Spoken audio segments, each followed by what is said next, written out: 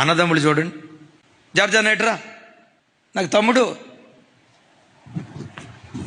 ఇడి చూపించరా తమ్ముడా, ఆ ఫోటో బదులు ఈ ఫోటో పెట్టండి, ఇడిదిప్పు తలకా ఇడిదిప్పు.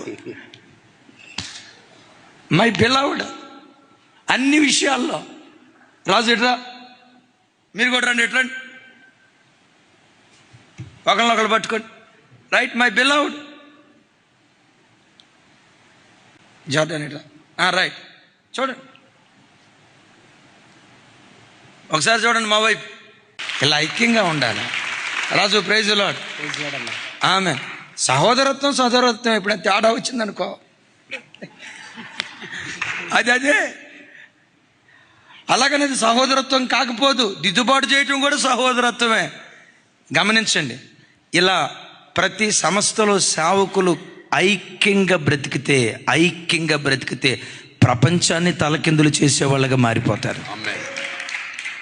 దావీదు ఏడ్చింది అదే, సహోదరులు ఐక్యత కలిగి నివసించుట. దావీదు కడుపును పుట్టిన పిల్లల్లో అన్నదమ్ముళ్ళ మధ్యలో ఆ సహోదరత్వం లేదు. ఒకళ్ళనొకళ్ళు చూస్తే కారాలు మిరియాలు నొడతారు, బుసలు కొడతా ఉంటారు. చూడండి ఏం కొడతా ఉంటారు, నా వైపు చూడు, బుసలు కొడతా చూడు రాజు, ఎడ చూస్తారు. రైట్, చూడండి తమ్ముడు ఎట్లున్నారు వాళ్ళు. మనం బుసలు కట్టకూడదు, మన మధ్యలో దేవుని ప్రేమ ప్రవాహం పొర్లి ప్రవహించునుగాక. థ్యాంక్ యూ తమ్ముడు, చెల్లి. ఒకవేళ ఇంతకాలం సైతాను మీ కుటుంబాల్లో ఏకత్వం లేకుండా ఎవరికి వారే యమునా తీరన్నట్లుగా సైతాను పనిచేశాడా? నా చెయ్యెత్తి దీవిస్తున్నాను, పరిశుద్ధాత్మ దేవుడి మధ్యాహ్నం మీ గృహాల్లోకి దిగివచ్చి విడిపోయిన మీ కుటుంబాలను ఐక్యపరచునుగాక.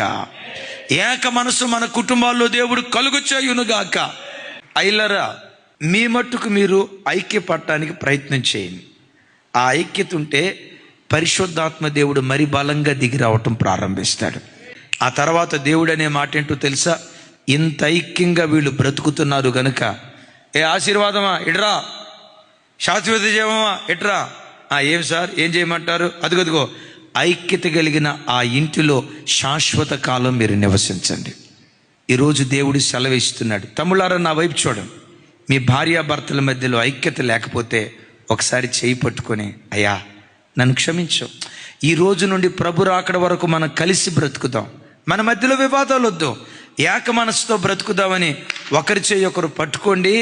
మీరు అలా పట్టుకొని ఏక మనసుకు వచ్చి ఉంటుండగానే ఈ గడియలోనే ఆశీర్వాదం మీ ఇంటిని వెతుక్కుంటూ రాబోతుంది.